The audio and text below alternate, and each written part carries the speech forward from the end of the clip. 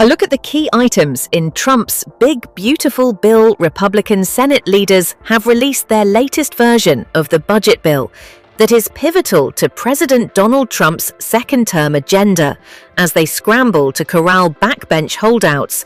Their latest draft of the One Big Beautiful Bill Act, released in the early hours of Saturday, has some notable differences to the version passed by a single vote last month in the House of Representatives.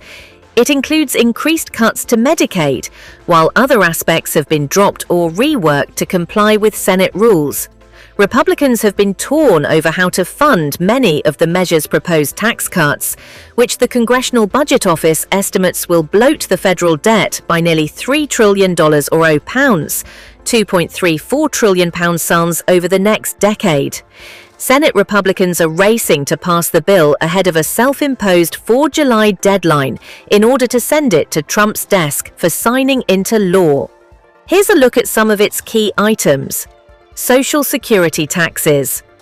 On the campaign trail, Trump vowed to eliminate taxes on Social Security income, monthly payments to people with disabilities and older adults. The House bill fell short of delivering on that promise, but it did temporarily increase the standard deduction of up to $4,000 for individuals 65 and over. That deduction would be in place from 2025 to 2028.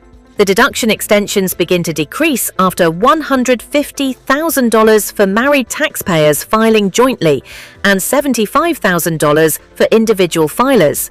Senate Republicans are also looking to extend Social Security tax breaks and have proposed an increase that would grant a $6,000 tax deduction for older Americans.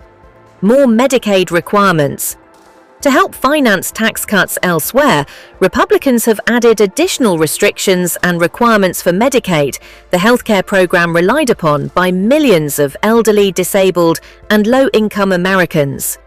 Changes to Medicaid, one of the biggest components of federal spending, was a major source of political strife.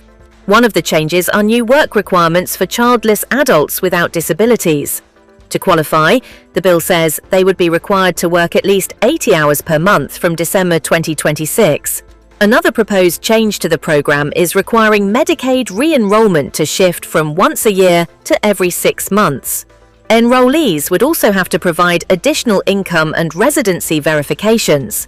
The Senate proposal puts even more restrictions on Medicaid, which is likely to cause more headaches for Republicans when the bill returns to the House.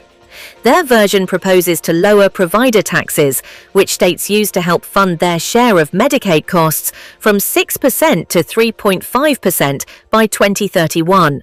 Complaints from some Republicans from states that draw funding from these taxes, especially for rural hospitals, led the Senate to delay the cuts and add a $25 billion rural hospital fund. The Senate bill also proposes tightening eligibility requirements so that adults with children aged 15 and over